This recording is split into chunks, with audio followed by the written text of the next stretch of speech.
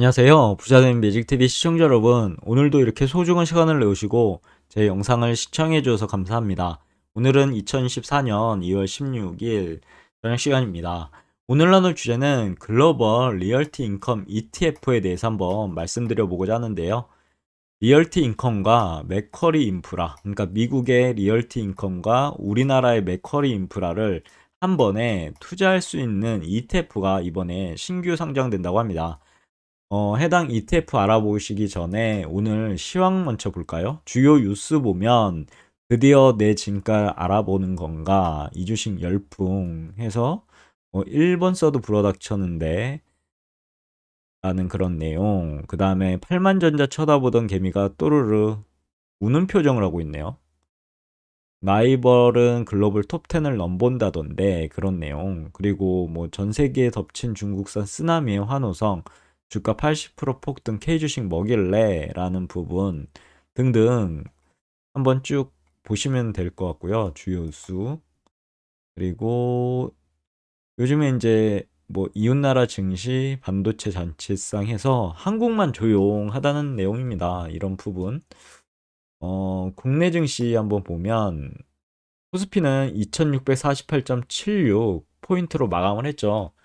플러스 1.34% 상승을 했고요. 코스닥 같은 경우는 857.6 포인트에서 마감을 했는데 마이너스 0.19%, 코스피 200 같은 경우는 355.52% 52 포인트로 플러스 1.23% 상승을 했습니다. 코스피 같은 경우는 개인이 매도했고요. 외국인과 기관이 매수했죠. 코스닥은 개인 매수, 기관 매수, 외국인만 매도를 했네요. 코스피 200 같은 경우는 개인 매도, 외국인과 기관은 매수를 했습니다. 그리고 인기 검색 종목 보면 현대차 상승을 했고 삼성전자는 하락을 했습니다. 에코프로, LG화학 상승했고요. 서남은 하락을 했고 에코프로비엠은 상승을 했고 신성 델타테크 같은 경우는 하락을 했죠. 포스코홀딩스 상승을 했고요. SP소프트 관련해서는 상한가를 갔네요. 제주반도체는 떨어졌고요. 참고하시면 될 것 같고, 그리고 아래 쭉 보면 외국인 순매수 삼성물산, LG에너지솔루션, 포스코DX, 외국인 순매도 같은 경우는 HBSB, 그리고 삼성전자, 에코프로비엠, 기관 순매수는 LG화학, 그리고 코덱스 레버리지, LG에너지솔루션, 그리고 기관 순매도는 삼성전자, SK하이닉스, 타이거 1년, 은행 양도성 예금, 증서 액티브, 합성 ETF죠. 참고하시면 될 것 같고 상한가는 지금 인성정보, 솔고바이오, 우리산업홀딩스, 케어랩스, SP소프트, 하한가 같은 경우 코셋, 엘리비전, 테크엔, MFM 코리아 이렇게 하한가를 갔습니다. 상승, 보합, 하락, 거래량 상위, 고가 대비 급락, 시가총액 상위 참고하시면 될 것 같습니다. 삼성전자하고 SK하이닉스는 약세를 보였고 나머지 시가총액 3위부터는 뭐 LG에너지솔루션, 삼성바이오로직스 등 현대차, 삼성전자 기아는 상승을 했네요. 이어서 해외 증시 보시겠습니다. 다우산업 38,773.12포인트 플러스 0.91% 상승을 했죠. 나스닥 종합은 15,906.17포인트로 플러스 0.3% 상승. S&P 500 같은 경우는 5,000선을 넘어섰죠. 5,029.73포인트로 플러스 0.58% 상승했고요. 니케이 상승했고 상해 종합 상승했고요. 항생, 그리고 영국, 프랑스, 독일 모두 상승했음을 참고하시면 될 것 같습니다. 주요 뉴스라든가 한번 읽어보시고요. 시장 지표 잠시 보면 미국 원달러 환율이 1336원, 3원이나 올랐습니다. 지금 올해 초 급상승하고 지금 보합에 유지하죠. 와리가리 하고 있습니다. 지금 상방으로 갈지 하방으로 갈지는 아직 불확실성이 있고요. 이런 부분 참고하시면 될 것 같습니다. 코스피 맵을 잠시 보면 우선 삼성전자 종가가 72,800원, 마이너스 0.27% 하락을 했고요. SK하이닉스는 종가가 146,800원, 마이너스 1.28% 하락을 했습니다. LG에너지 솔루션은 올랐네요. 종가가 40만 원 넘었네요. 41만 원. 플러스 3.67% 상승을 했고요. 삼성전자 우 같은 경우 종가가 62,500원으로 플러스 0.81% 상승. 삼성 SDI 상승했고요. 네이버 플러스 0.74% 상승을 했죠. 카카오는 반면에 마이너스 1.35%, 종가가 58,400원으로 마무리가 됐네요. 현대차는 엄청 올랐네요. 종가가 252,500원으로 플러스 5.21% 상승, 기아는 플러스 2.03%, 종가는 11만 5,800원으로 마무리가 됐습니다. 그 위에 뭐 우리 금융지주라든가 신한지주, 금융권이 전반적으로 올랐네요. 삼성물산도 플러스 4.8%, 종가가 16만 3,800원으로 마무리가 됐습니다. 이어서 코스닥 보시면요. 코스닥 보시면 에코프로 BM 올랐죠. 플러스 0.4% 상승했고요. 종가 25만 4천원. 에코프로 같은 경우는 플러스 0.79% 상승. 종가 60만 4천, 64만 원이죠. 그리고 HLB 같은 경우는 종가가 68,600원 플러스 1.48% 상승을 했고요. 그 외에 뭐 혼조세를 보이고 있습니다. 룬이 상승했고 알테오젠 상승했고 리노공업은 하락을 했네요. HPSP는 오랜만에 하락을 했고요. 동진 샘캠도 하락을 했다는 사실. 그리고 셀트리온 제약은 상승을 했네요. 레인보우 로보틱스 마이너스 1.66%로 종가 17만 1,300원으로 마무리가 됐습니다. 그 이외에도 종목들 참고하시고요. S&P 500맵 보시면 우선 마이크로소프트 마이너스 0.72% 하락, 애플 마이너스 0.16% 하락, 반면에 엔비디아 역시 하락했죠. 대다수 메타는 상승을 했네요. 보면 플러스 2.27%, 구글은 마이너스 2.17% 하락을 했고요. 아마존도 마이너스 0.69% 하락. 반면에 테슬라는 6.22%나 상승을 했습니다. 이런 내용 참고하시고 피어앤 그리드 인덱스 보면 지금 익스트림 그리드를 가르치고 있죠. 75포인트 참고하시고요. 그리고 해당 KB자산운용에서 아까 잠시 초반에 말씀드렸던 글로벌 리얼티 인컴 ETF를 신규 상장한다는 내용인데 상장 개요 잠시 보면 한국거래소는 KB자산운용이 발행한 ETF 한 종목을 2024년 2월 20일이죠. 화요일, 다음 주 화요일이 되겠네요. 유가증권 시장에 상장할 예정이라고 합니다. 우선 자산운용사는 KB자산운용이고요. 비교지수는 솔렉티브 글로벌 리얼티 인컴 인덱스입니다. 프라이스 리턴이고요. 지수환출 기간은 솔렉티브, 복제 방법은 실물 패시브 ETF라고 보시면 될 것 같고 신탁 원본액은 80억 원, 일자당 가격은 만원, 총보수는 0.1%, 운용보수는 0.079%입니다. 상장일 기준으로 ETF 상장 종목수는 이로써 총 829종목으로 늘었네요. 상장 배경이랑 주요 특징 한번 볼까요? 미국과 한국에 상장된 공모 리츠나 인프라 펀드 10종목에 투자하는 재간접형 월배당 ETF라고 한마디로 보시면 될 것 같은데요. 국내 상장 맥커리 인프라 펀드 한 종목이랑요. 플러스 미국 상장 리츠 9종목으로 구성된 총 10종목을 투자하는 ETF입니다. 지난해 고금리 그리고 시장 변동성이 있었죠. 그래서 금리형 상품하고요. 함께 월배당 ETF에 대한 투자 수요가 큰 폭의 이렇게 성장세를 보였습니다. 근본 ETF는 이러한 시장 흐름을 반영한 인컴형 상품이라고 보시면 될 것 같고 세계 최대 상업용 리츠죠. 미국의 리얼티 인컴 펀드 심볼이 5로 티커죠. 함께 이제 국내 역시 유명한 맥커리 인프라 펀드 보통 ISA 계좌에서 투자를 하곤 하죠. 해당 펀드의 투자 비중을 높인 그런 ETF라고 보시면 될 것 같습니다. 재간접 펀드 내 단일 종목 최대 비중이 20%임에 따라 18%로 상한을 설정했다고 하고요. 미국의 리츠 섹터 중 수익성을 고려한 4개의 하이 섹터, 뭐 창고나 데이터 센터, 조립식 주택 타워 이런 섹터에서 배당 성장성이 좋은 두 종목씩을 선별해서 동일 가중으로 투자한다고 합니다. 요즘 이제 고금리 환경하에 월배당을 선호하는 투자자들에게는 새로운 투자 대안으로 떠오를 것 같고요. 투자 유의사항 참고사항 보시면 운용비용, 구성 종목 교체 등에 따라 지수성과와 운용성과 간에 괴리가 발생할 수 있고 기초지수 등 이제 고유의 상품 구조에 대한 정확한 이해도 필요합니다.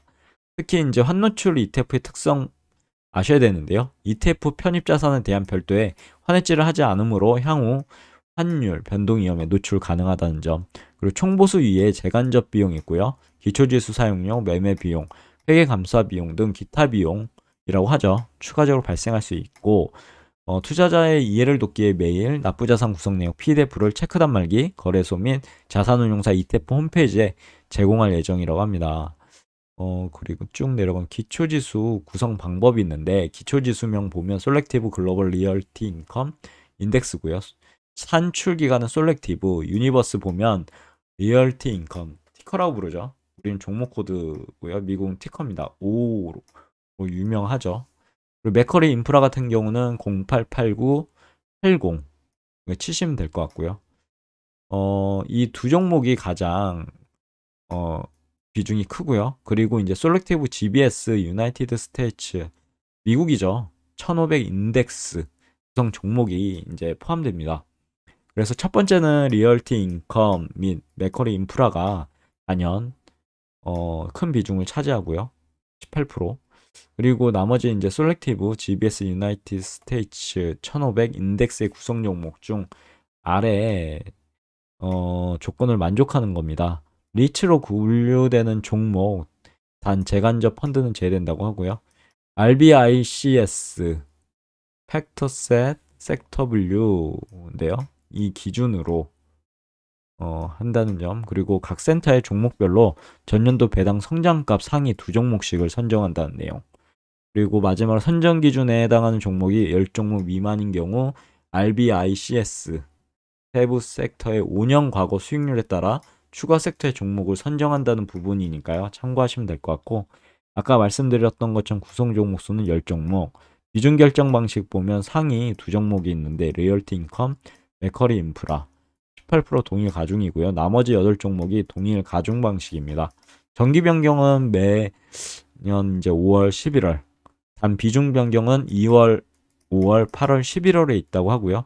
캡 비율 보면 리얼티 인컴 및 맥커리 인프라가 18%, 나머지 종목은 8%라고 보시면 될 것 같네요.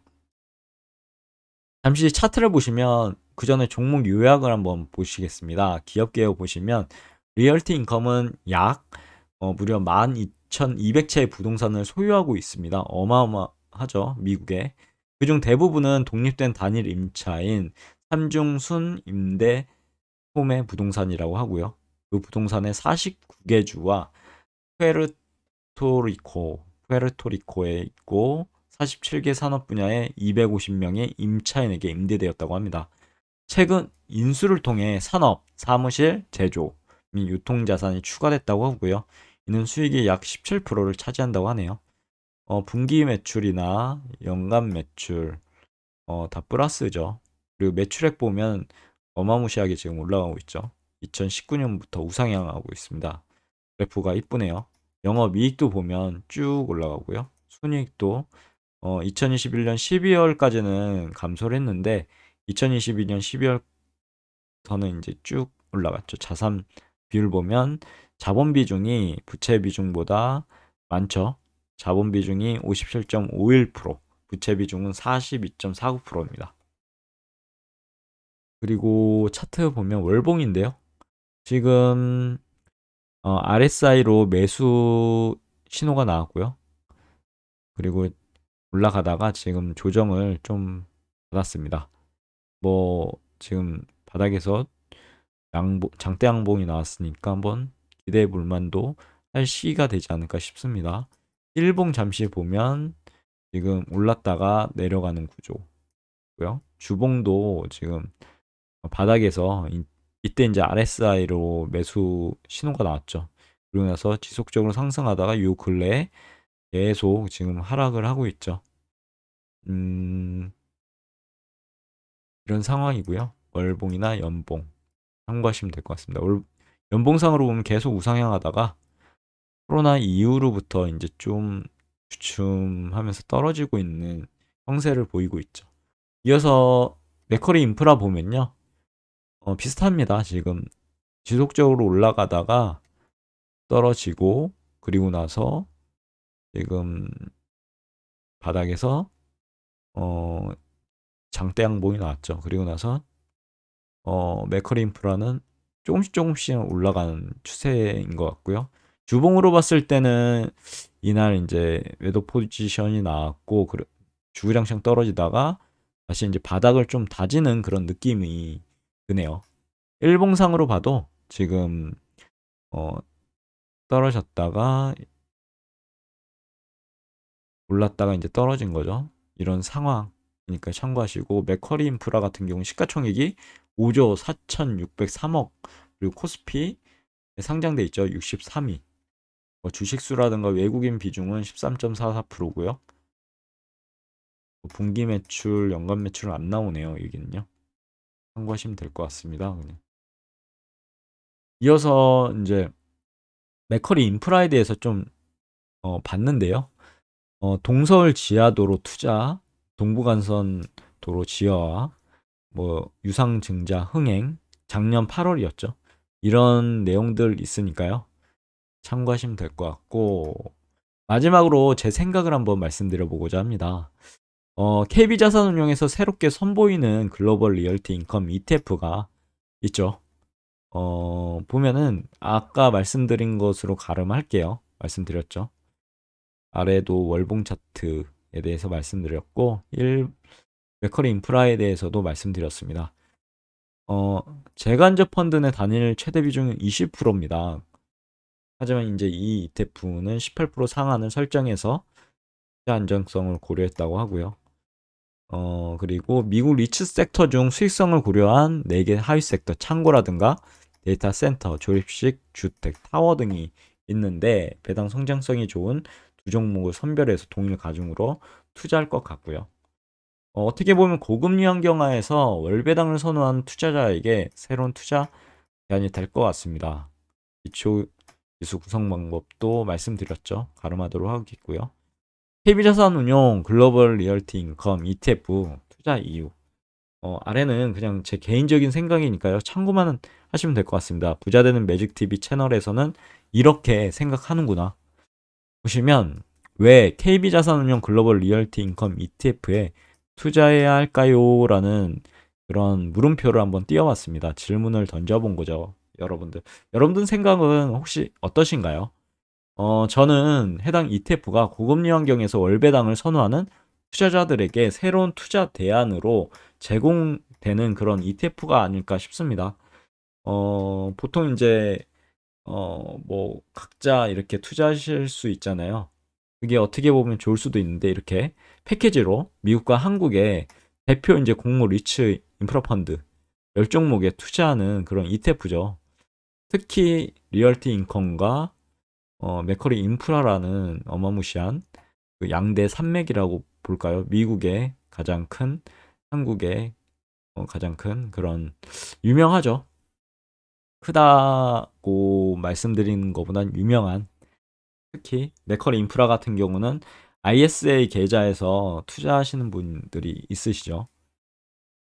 이런 어떻게 보면은 지금 뭐 월배당 안정적인 수익을 뭐 기대할 때는 진짜 좋은 그런 ETF인데, 뭐 성장성으로 봤을 때는 월배당보다요. 성장성으로 보면은 해당 ETF가 그렇게 매력적이지는 않을 것 같습니다. 위에서 차트 분석 잠시 봤었죠. 그렇게 지금 하향세를 좀 보이고 조정을 보이는 그런 종목이기 때문에 ETF 역시 성장성에는 물음표를 띄울 수 있는 그런 ETF긴 합니다. 하지만 따박따박 미국의 부동산을 투자하든 한국의 부동산을 투자하든 뭐 인프라에 투자하는 그런 마음으로 나는 월배당이 좋아. 월배당은 수익을 노려볼 거야 하면 어떻게 보면 좋은 ETF고요. 월배당 수익을 원하는 분들께서는요.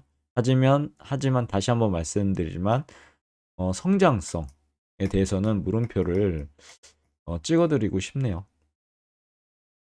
이런 오랜만에 어떻게 보면 관점에 따라 다를 거예요. 월배당과 수익성. 이거 둘 중에 양자택일을 하셔야 될 것 같긴 한데, 수익성을 원하시면 다시 한번 말씀드리지만 해당 ETF는 투자하시면 안 되는 그런 종목 같고요. 하지만 따박따박 들어오는 월배당이 나는 필요하다 아니면 긍정적으로 생각한다 하면 한번 해당 ETF 공부해 보시면 좋을 것 같습니다. 그 전에 10종목에 투자하니까 한번 그 10종목에 대해서도 공부해 보시면 좋을 것 같습니다. 아직 결정은 안 낸 것 같아요. 8종목은. 2종목은 이제 결정이 된 것 같고요. 리얼티 인컴하고 맥커리 인프라. 그러니까 2종목에 한꺼번에 어, 투자하고 싶다. 그러면 어떻게 보면 또 해당 ETF가 그 부분을 뭐 나머지 8종목이 있긴 있지만 2종목이 그래도 비중이 크기 때문에 한번 투자해 볼 만한 그런 ETF가 아닐까 생각하는데 이것은 제 개인적인 생각입니다. 각자가 공부하셔서 자신의 생각대로 본인의 그런 노력 여하에도 또 달라질 수 있겠죠. 그래서 열심히 노력해서 이 ETF는 나와 맞는 ETF인가 아닌가에 대해서 곰곰이 철두철미하게 한번 공부해 보시고 선택 잘 하셨으면 좋겠네요. 오늘 내용이 여기까지고요. 내일도 더 좋은 컨텐츠 가지고 찾아뵐 수 있도록 열심히 노력해 보도록 하겠습니다. 감사합니다.